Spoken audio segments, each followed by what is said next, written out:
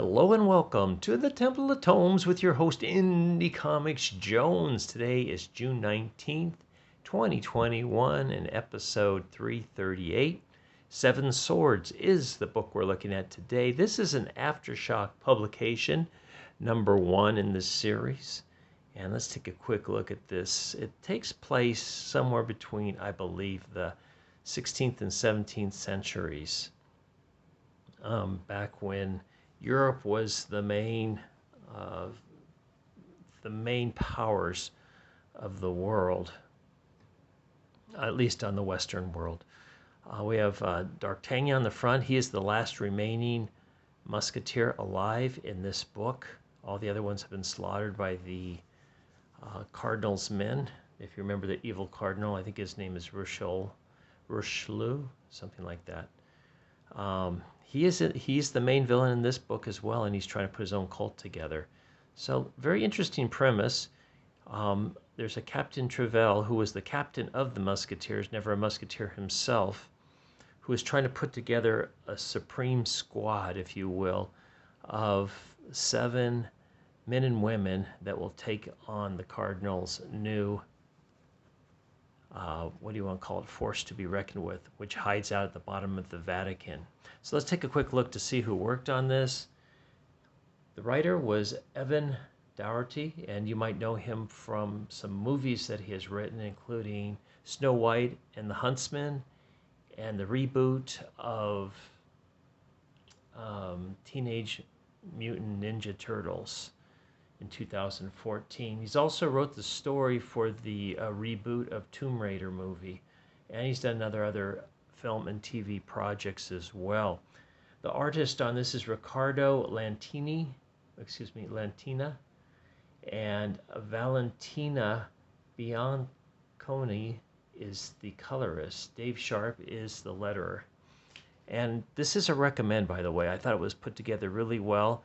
I read it twice, enjoyed it the second time even more because I think I understood things better and realized there was a separation between characters. So they bring the 7 characters together in this book, though it's maybe a little hard to tell who's who, and they all will not be fully introduced in this book as well. You just get like a cameo. But D'Artagnan starts out, he's in a confessional, and basically he wants the priest to confess where the cardinal is. And the priest tells him, I guess he's telling him something, but D'Artagnan ends up stabbing him in the eye, which is pretty gruesome. But then he comes out to find that there's all these monsignors there, but they're not really monsignors. They're actually convicts convicted of murder and other heinous crimes, and they go to attack D'Artagnan. Meanwhile, another part of the city,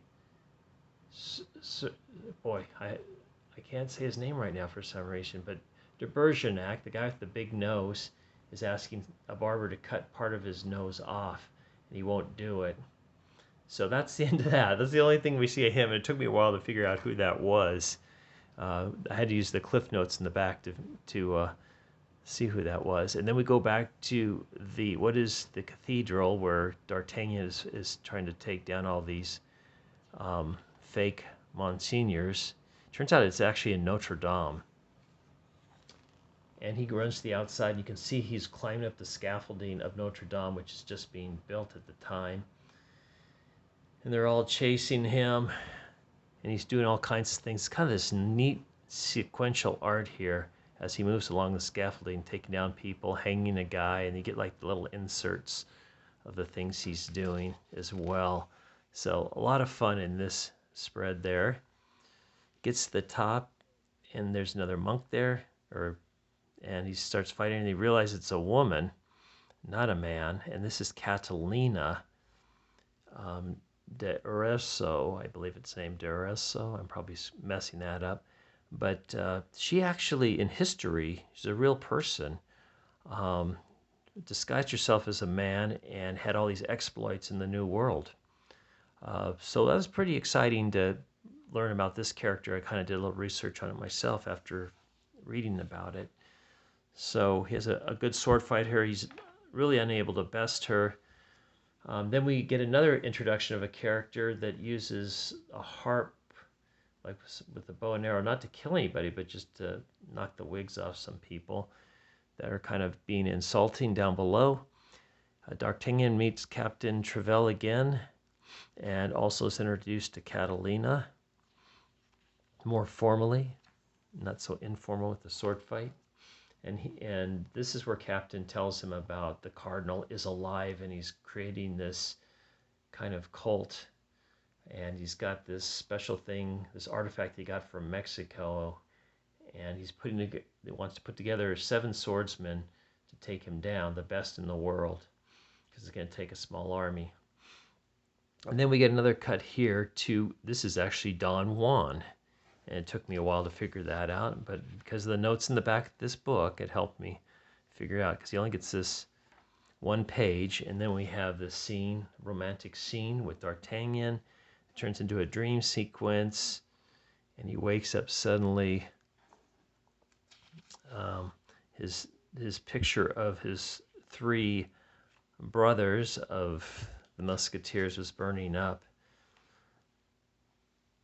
So he goes off to see Captain Travell and finds him dead with this other gentleman here. Now, I don't believe, since his sword doesn't appear to be drawn at this point and there's no blood on it, that he actually killed him, but I think this is going to be one of the 7 swordsmen. So they have a fight. He's unable to best the swordsman, and he calls him a Musliman, something like that, Musliman. So I'm thinking this might be somebody like Sinbad. It wasn't in the notes, but that's what I'm thinking. And then we have this pirate out on the seas, and it's the Crimson Pirate. I believe it's Captain Vallo, and he was not introduced except for this one page here. Now, D'Artagnan goes through the notes with Catalina, who's horrified to find that Captain Travell's dead as well. And he gets the instructions on the 7 people that are supposed to be in this army. Then we cut to the Vatican, in the basement of the Vatican, where we've got the evil cardinal with his artifact there leading these Skeletor monk people in some kind of chant with his heinous picture behind it. So, good story. This is, and it's to be continued at this point. So I like this book. I did have to read it twice to fully understand it and get it, but I understand it now. Now, this is the cover for the next issue, issue 2, coming out in July. They actually have a little bit of a contest to give it some kind of caption. So there you go. They're having a little bit of a caption contest. All right, and here are the notes I was speaking of. You get one of D'Artagnan, a little write-up. You get one of Catalina.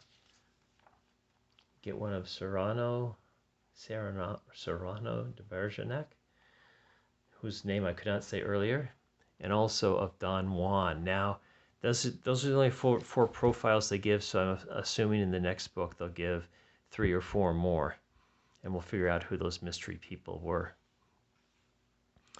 Now, we also get a preview of another comic called Clans of Bellari by Peter Blackie and Rob Blackie. I think this could be a pretty good book. It's a space adventure with space clans, and they have certain rules between the clans. And obviously, in this, it's only a very short preview, 2-page preview. Well, 3, I guess, not including that one. But you find out that they're breaking one of the rules of the clans, so they will become outcasts as a missile heads for their ship. On sale July 7th, 2021. And then we get some debuting comics. And also on sale this month, the continuing ones. So yeah, it looks like 6 new ones this month, quite a few. And these, actually 3, these are variant covers, sorry about that.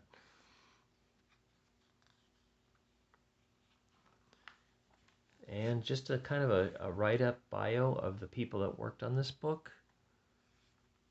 And there you have it. Read dangerously. So this is a recommend. It is getting the Indie Comics Jones Good Excavating Seal of Approval, given out only on this channel, by Indie Comics Jones in person here. Thanks for stopping by and watching this review. This is a very good book. I hope you at least check it out. The art in it was very good, very strong as well. I like good art, and the colors did a good job too. You can take a look at that too, because most of these are evening or interiors. So there you have it. Thanks for stopping by and listening to this review. As always, please like, please subscribe, please leave comments, and we'll see you next time at the Temple of Tomes. This is Indie Comics Jones bidding you adieu.